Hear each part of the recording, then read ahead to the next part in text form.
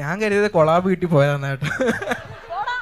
Content creation തുടങ്ങിയപ്പോഴാണ് എനിക്കിങ്ങനെ okay കുറച്ച് പൈസ ഉണ്ട് എക്സ്ട്രാ, നമുക്ക് എന്തെങ്കിലും ചെയ്യാമെന്നുള്ളൊരു നിലയ്ക്ക് എത്തിയിട്ടുള്ളത്. പൈസ വന്നു, വീട്ടിലെ എതിർപ്പില്ല. പിന്നെ ഇപ്പം എൻ്റെ ഭർത്താവിനെ പറ്റി പറയുകയാണെങ്കിലും എൻ്റെ ഇഷ്ടങ്ങളാണ്, എനിക്കങ്ങനെ ചോദിക്കേണ്ട കാര്യങ്ങളൊന്നും എവിടെയില്ല, ഞാൻ എവിടെ ആൻസറബിൾ അല്ല.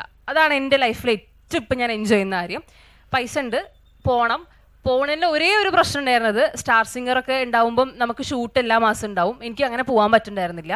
അത് കഴിഞ്ഞു പിറ്റേ മാസം ഞാൻ പോയപ്പോൾ എല്ലാവരും വിചാരിച്ച എന്താ വെച്ചാൽ ഞാൻ പാക്കേജ് എടുത്ത് പോയതാന്നാണ്. അല്ല, എനിക്കൊരു കസിൻ ഉണ്ട് യാത്ര ചെയ്യുന്ന ആളുടെ അടുത്ത് ചോദിച്ചു എന്താ ചെയ്യുക, എൻ്റെ അടുത്ത് പറഞ്ഞു ബസ്സിന് വെക്കുമെന്ന് പറഞ്ഞു. ഞാൻ ബസ്സിന് ഫുള്ള് പോയി. ഞാൻ കരുതിയത് കൊളാബ് വീട്ടിൽ പോയതാണ് കേട്ടോ.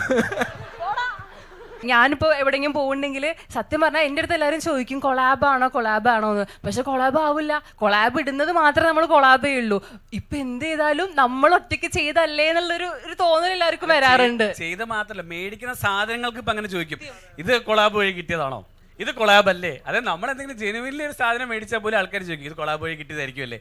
നമ്മളെ ഇടുന്ന സാധനങ്ങൾ നമ്മൾ ജെനുവിനിൽ നമ്മൾ കൊളാബ് ഇടും, അല്ലാത്തത് നമ്മൾ മേടിക്കും കേട്ടോ സാധനങ്ങളൊക്കെ.